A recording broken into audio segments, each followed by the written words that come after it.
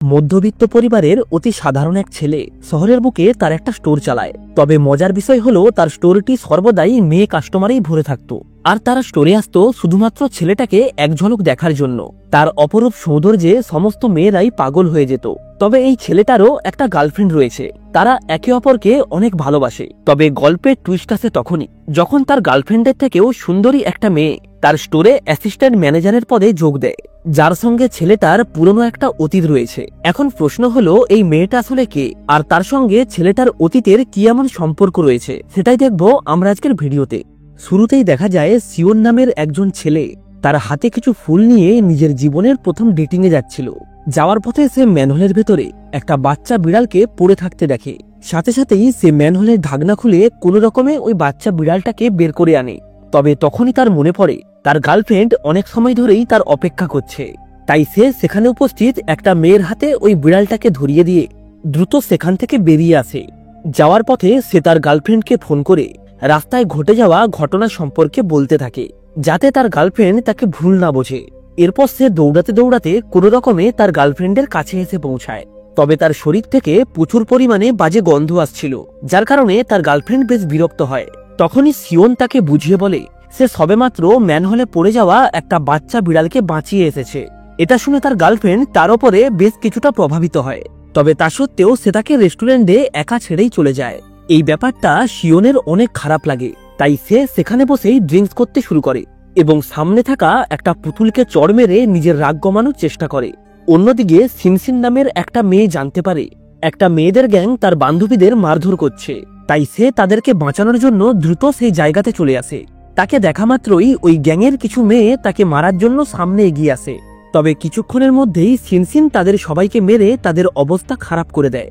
এমনকি ওই গ্যাংয়ের লিডারও তার হাতে মার খাওয়া থেকে বিরত থাকে না। সিনসিনের বান্ধবীরা তার এমন ফাইটিং স্কিল দেখে বেশ প্রভাবিত হয় এবং এই মুহূর্তটাকে সেলিব্রেট করার জন্য আনন্দের সহিত নিচে নামতে শুরু করে। তবে মুহূর্তের মধ্যেই তাদের সমস্ত সেলিব্রেশন বৃথা হয়ে যায়, কারণ তাদের কাছে থাকা স্ন্যাক্সগুলি অনেক আগেই শেষ হয়ে গিয়েছিল। ঠিক তখনই তাদের সামনের রাস্তা দিয়ে সিওনকে আসতে দেখা যায়। তার গার্লফ্রেন্ডের খারাপ ব্যবহারের কারণে সে কাঁধে একটা পুতুল নিয়ে নেশাগ্রস্ত অবস্থায় রাস্তায় রাস্তায় ঘুরে বেড়াচ্ছে। তাকে দেখা মাত্রই সিনসিনের মনে এক অদ্ভুত অনুভূতির সৃষ্টি হয়, আর এটা বুঝতে পেরে তার বান্ধবীরা তাকে পেছন থেকে সজোরে ধাক্কা মারে, যার ফলে সে ডিসব্যালেন্স হয়ে কোনো রকমে ছেলেটার সামনে এসে দাঁড়ায়। তবে সিওন তাকে ইগনোর করে সেখান থেকে চলে যেতে শুরু করে। তখনই সিনসিন পুনরায় তার পথ আটকায় এবং তার আঙুল দিয়ে সিওনের বুকে স্পর্শ করে পুনরায় স্ন্যাক্স কিনে দেওয়ার জন্য অনুরোধ করে। সিনসিনের এমন আচরণে সিওন বেশ লজ্জা পায়, তবে সে তাদেরকে স্ন্যাক্সের বদলে কিছু ক্যান্ডি দেয় এবং রাস্তাতে এমন নোংরামি না করে পড়াশোনায় মন দিতে বলে। অদ্ভুতভাবেই সিনসিন তখনই লাফ দিয়ে সিওনের সামনে এসে দাঁড়ায় এবং তার কোনো কিছু বুঝে ওঠার আগেই সে তার ঠোঁটে একটা কিস করে দেয়। সিওন তাকে আটকানোর চেষ্টা করে, তবে ততক্ষণে অনেক দেরি হয়ে গিয়েছিল। এরপর ফেরার পথে সিনসিন পুনরায় তাকে ফ্লাইং কিস দেয়। সিওন অবাক হয়ে এই পুরো দৃশ্যটা দাঁড়িয়ে দেখতে থাকে। তো যাই হোক, এরপর দেখতে দেখতেই 3টে বছর পেরিয়ে যায়। বর্তমানে সিওন একটা কনভিনিয়েন্স স্টোরের মালিক। তার স্টোরে প্রচুর পরিমাণে কাস্টমার আসলেও তার অধিকাংশই মেয়ে, আর তারা শুধুমাত্র সিওনকে দেখার জন্যই ওই স্টোরে আসে এবং সবশেষে কোনো কিছু না কিনেই সেখান থেকে চলে যায়, যার ফলে স্টোরের অধিকাংশ প্রোডাক্ট দিনের পর দিন এক্সপায়ার হতে শুরু করে। তাই তাদের ব্যবসাতেও ধীরে ধীরে ডাউনফল দেখা দেয়।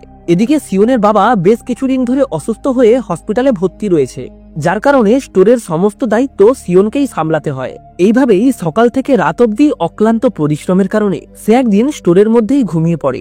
তখনই অপরূপ সুন্দরী দেখতে একটা মেয়ে তার স্টোরের বাইরে এসে দাঁড়ায় এবং মুখে মিষ্টি একটা হাসি নিয়ে স্টোরের ভেতরে প্রবেশ করে।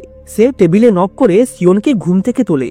প্রথম দেখাতেই সিওন তার রূপ দেখে কোথায় যেন হারিয়ে যায় এবং একদৃষ্টিতেই তার মুখের দিকে তাকিয়ে থাকে। তখনই মেয়েটা নীরবতা ভেঙে বলে, আমি স্টোর অ্যাসিস্ট্যান্টের জবের জন্য এসেছিলাম। এটা শোনার সাথে সাথেই সিওন তাকে আপ্যায়নের জন্য ড্রিঙ্কস আনতে যায়। তবে ঠিক তখনই তার বুকে হঠাৎ করেই ব্যথা শুরু হয়। সে বুকে হাত রাখতেই তার মনে পড়ে আজ থেকে 3 বছর আগে রাস্তাতে এই মেয়েটাই তাকে কিস করেছিল। এটা বুঝতে পারার সাথে সাথেই সে কেমন একটা ঘাবড়ে যায়। এরপর সে পেছন ফিরলে লক্ষ্য করে সিনসিন একদম তার পেছনেই দাঁড়িয়ে আছে। সিওন সিনসিনের ডকুমেন্টসগুলি দেখতে দেখতে ভাবতে থাকে আজ থেকে 3 বছর আগেকার কথা আদৌ কি তার মনে আছে। এরপর সিওন ঠিক করে সে যে কোনো প্রকারে সিনসিনকে রিজেক্ট করে দেবে।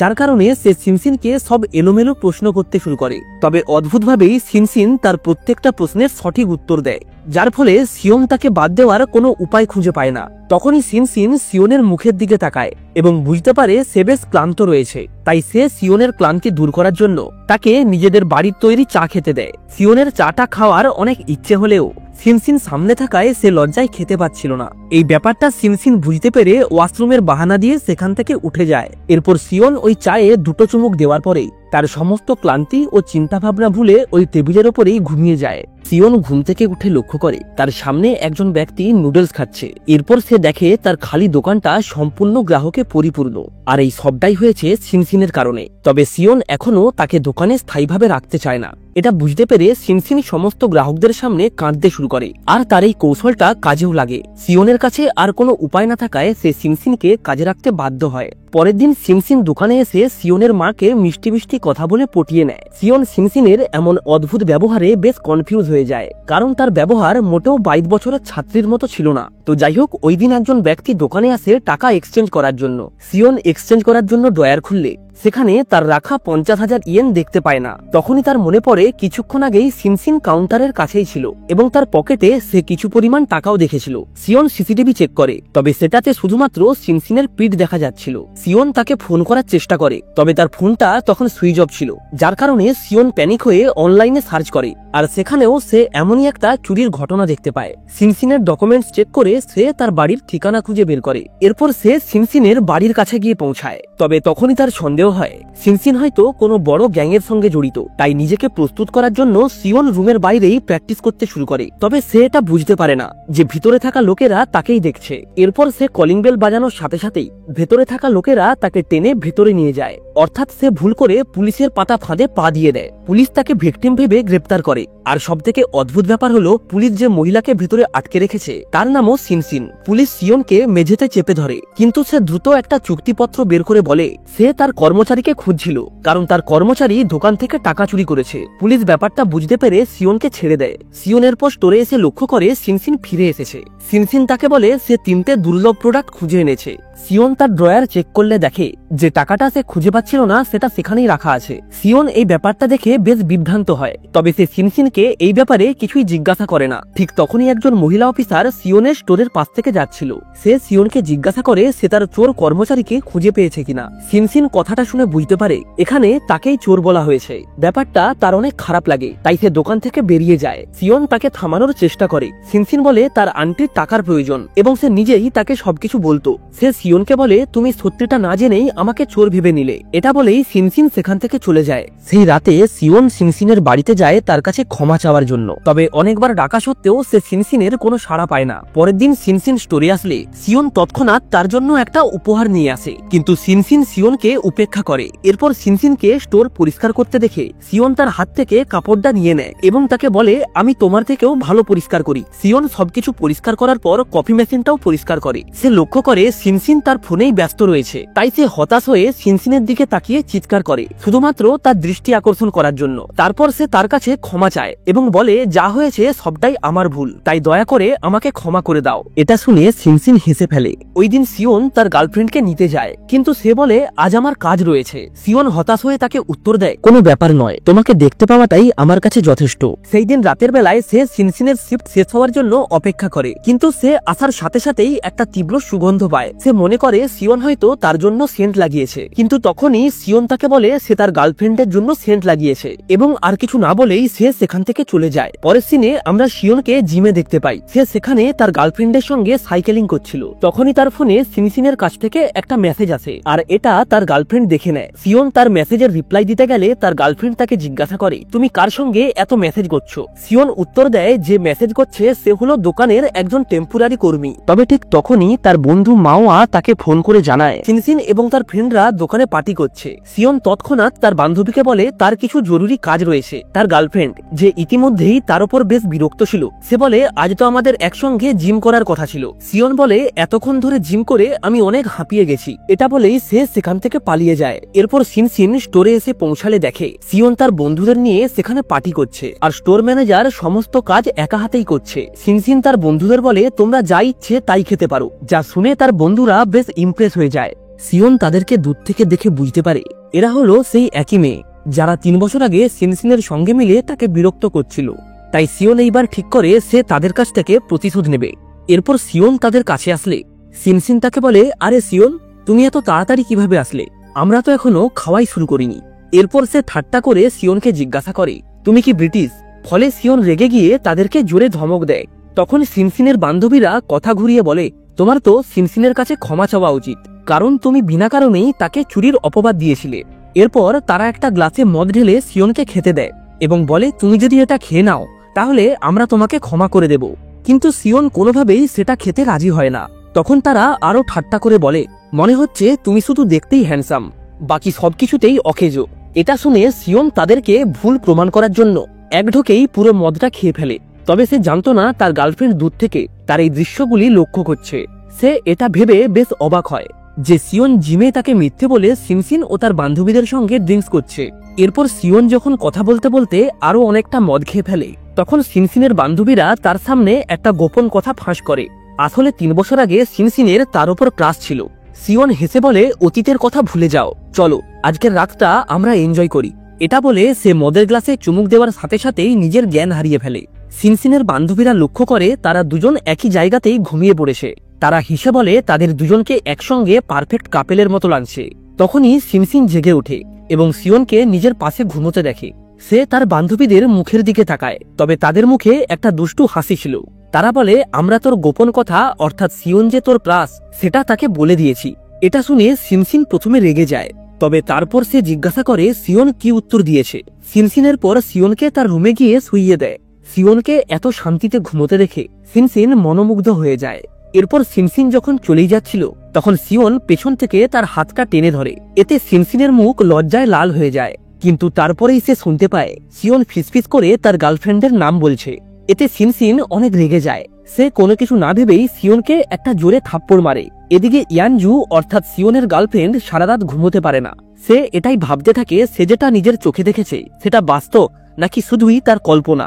এরপর সে সিওনকে একটা মেসেজ করে, তবে সাথে সাথেই কিছু একটা ভেবে পুনরায় মেসেজটা ডিলিট করে দেয়। পরের দিন সকালে সিওনের ঘুম ভাঙলে সে অনুভব করে তার নাকে অনেক ব্যথা করছে। সে আয়নার সামনে গিয়ে দাঁড়ালে দেখতে পায় তার নাক থেকে রক্ত বেরোচ্ছে। তার মনে হয় সে হয়তো কিছু একটার সঙ্গে ধাক্কা খেয়েছে। হাত দিয়ে মুখ ঢেকে সে ঘর থেকে বাইরে বেরিয়ে আসে এবং দেখতে পায় সিনসিন দোকানে বসে আছে। সিওন বুঝতে পারে না সে এখনো এখানে কি করছে। তখন সিনসিন তাকে বলে, তুমি তো ঘুমিয়ে পড়েছিলে, তাই আমি কিভাবে চলে যেতাম। এরপর সিনসিন রাগী কণ্ঠে তাকে বলে, তুমি কি আমাকে কিছু বলতে চাও? তবে সিওন কিছু না বলেই চেঁচিয়ে ওঠে। সিনসিন চলে যাওয়ার সাথে সাথেই ইয়ানজু একটা মেসেজ পাঠায়। সে সিওনকে ডিনারের জন্য আসতে বলে। আসলে ইয়ানজু চাইছিল সিওন তার ভুলটা স্বীকার করুক। সিওন বলে সে আজ স্পাইসি খাবার খাবে। তখন ইয়ানজু চালাকি করে বলে, ও তাহলে তোমার হ্যাংওভার কেটে গেছে? সিওন বলে, না না, আসলে আমি সপ্তাহে 2 দিন স্পাইসি খাবার খাই। ইয়ানজু বলে, এটা আমাকে আগে কেন বলনি? আমি তো অলরেডি অর্ডারটা দিয়ে ফেলেছি। সিওন বুঝতে পারে যে ইয়ানজু তাকে পরীক্ষা করছে, তাই সে তাকে টপিক চেঞ্জ করে বলে, কাল রাতের বেলায় তুমি মেসেজটা ডিলিট করে দিলে কেন? ইয়ানজু বলে, মেসেজটা ভুল করে চলে এসেছিল। এরপর ইয়ানজু বলে, এই ব্যাপারটা তুমি কালকে জিজ্ঞাসা করোনি কেন? সিওন এটার উত্তর না দিয়ে চুপচাপ খেতে শুরু করে এবং পরিস্থিতি স্বাভাবিক রাখার জন্য রাধুনির প্রশংসাও করে। সেই রাতে সিনসিন তার বেস্ট ফ্রেন্ডের কাছ থেকে একটা ভিডিও পায়। সিনসিন ভিডিও চালালে দেখে সিওন দোকানে নাচ করছিল। এটা দেখে তার মুখে হাসি চলে আসে। সে মনে মনে এটাই ভাবতে থাকে, সিওন শুধু স্মার্ট নয়, সে ভালো নাচতেও পারে। এরপর সিনসিনও সিওনের ভিডিও দেখে নাচতে শুরু করে। অন্যদিকে সিওনও স্নান করে এসে বাড়িতে নাচতে থাকে। এরপর সে কিছুটা আরাম করে দোকানে সিসিটিভি চেক করলে দেখে সিনসিন স্টোরে ঠিক সেইভাবেই নাচ করছিল যেভাবে সে নিজে এখনই নাচছিল। এরপর তাদের দুজনকে আলাদা আউটফিটে একটা স্টোরে দেখা যায়। তারা দুজন মিলে খুব ভালোভাবেই নাচ করে এবং সবশেষে একে অপরকে জড়িয়ে ধরে। আর এর মধ্যেই সিনসিনের ঘুম ভেঙে যায় এবং সে বুঝতে পারে এটা তার স্বপ্ন ছিল। এই সময় স্টোরে কিছু বদমাশ আসে। তারা সিনসিনকে এইভাবে নাচতে দেখে অনেক ঠাট্টা করে। এমনকি তারা বেরিয়ে যাবার সময় ইচ্ছা করেই মেঝেতে অনেক কয়েন ছড়িয়ে দেয়। সিওনের কথা ভেবে ঝামেলা না করার জন্য সিনসিন চুপ থাকে। এরপর তারা খাবার খেয়ে প্যাকেটগুলি স্টোরের মধ্যেই ফেলে দেয়। সিনসিন তাদেরকে প্যাকেটগুলি তোলার জন্য অনুরোধ করে, কিন্তু তারা তার কোনো কথাতেই পাত্তা না দিয়ে সেখান থেকে চলে যায়। পরের দিন ওই ছেলেগুলো আবারও আসে এবং কোনো কিছু না বলেই দোকানের জিনিসপত্র পকেটে ঢোকাতে শুরু করে। তবে বেরিয়ে যাওয়ার সময় তারা বলে তারা কোনো কিছু কিনবে না। এটা শুনে সিনসিন আর চুপ থাকতে পারে না। সে তার বান্ধবীকে ডেকে দোকানটা সামলাতে বলে এবং নিজে ওই ছেলেগুলোর আড্ডায় চলে যায়। সিনসিন সাহস দেখিয়ে তাদেরকে বলে, তোমরা যা যা চুরি করেছো তার টাকা দাও। ছেলেগুলো ঠাট্টা করে বলে, তোমার মালিক কখনোই আমাদের টাকা চাইনি, আর তুমি এসেছো আমাদের কাছে টাকা চাইতে। তখনই তাদের মধ্যে একজন বলে, আমরা মেয়েদের ওপর হাত তুলি না, তাই তোমার মাথায় যদি সামান্যতম বুদ্ধি থাকে তাহলে চুপচাপ এখান থেকে চলে যাও। কিন্তু তারা যখন লক্ষ্য করে সিনসিন তাদের ধমকে মোটেও ভয় পায়নি, তখন তারা তার উপর আক্রমণ করে। তবে তারা কোনো কিছু বোঝার আগে সিনসিন একের পর এক শ্যাডো কিক মেরে তাদের পুরো গ্যাংকে মুহূর্তের মধ্যেই হারিয়ে দেয়। ছেলেগুলো তার হাতে মার খেয়ে ক্ষমা চাইতে শুরু করে। তখন সিনসিন তাদেরকে ধমক দিয়ে বলে, যা যা চুরি করেছো তার একটা লিস্ট তৈরি করে দোকানে টাকা দিয়ে আসবে। আর এর সাথেই সিরিজের প্রথম এপিসোডটা এখানেই শেষ হয়। ভিডিওটা ভালো লেগে থাকলে অবশ্যই একটা লাইক করে চ্যানেলটাকে সাবস্ক্রাইব করে রাখবেন। তাহলে আজ এই অবধি, দেখা হচ্ছে নেক্সট ভিডিওতে এই সিরিজের পরবর্তী পর্ব নিয়ে।